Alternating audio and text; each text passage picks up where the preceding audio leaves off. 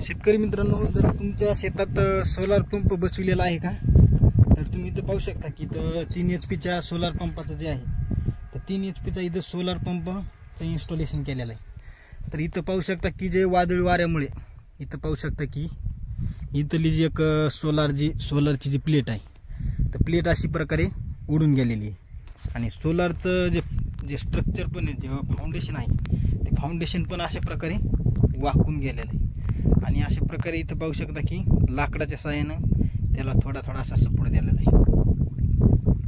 तर असं जर तुमच्या सोलारचं नुकसान तुम्हाला होऊ द्यायचं नसेल, तर तुम्हाला दाखवतो की दुसरा एक सोलार पंपाचं जिथं इन्स्टॉलेशन केलेलं आहे, तर तिथं कशा प्रकारे आपण आपलं जे सोलार पंपाचं जे इन्स्टॉलेशन आहे, तर इन्स्टॉलेशन तुम्ही कशा प्रकारे सोलार पंपाचं जे इन्स्टॉलेशन आहे, जे वादळी वाऱ्यामुळे कसल्याही प्रकारचं त्याला नुकसान होणे म्हणून, तर त्याला कशा प्रकारे तुम्ही जे इंगल आहेत, तर इंगलच्या साहाय्याने तुम्ही त्याला कशा प्रकारे संरक्षण करू शकता। तर तुम्हाला एक दुसरा सोलार दाखवतो बघा। तर हे सोलार तुम्ही पाहू शकता की एकदम पूर्णपणे असा, हे बघा, जमिनीला टेकला आहे, एकदम पूर्णपणे असा हा सोलार आहे। तर हा सोलार पूर्णपणे असा बेंड झालेला आहे, बेंड म्हणजे सगळा एकदम खाली असा वाकून गेलेला। तर असं तुमचे जे सोलार आहे, सोलार कंपनीचं जे सोलार आहे, सोलारचं नुकसान होऊ नये म्हणून तुम्ही यासाठी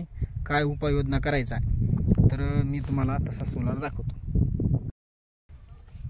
तर मित्रांनो, तुम्ही जर पाहू शकता की जे सोलार पंप आहे, सोलार पंपचं इन्स्टॉलेशन केलेलं आहे, तर सोलार पंप वादळी वाऱ्यामध्ये उडून जाऊ नये म्हणून अशा प्रकारे इथं फिटिंग केलेली आहे। तर हे 4 बाजूनं 4 अशी इंगलची सिस्टीम केलेली आहे।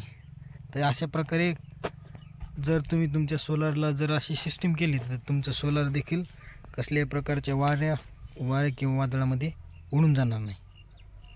तर व्हिडिओ कसा वाटला नक्की कमेंटमध्ये कळवा आणि चॅनलवर नवीन असाल तर चॅनल सबस्क्राईब नक्की करा। धन्यवाद।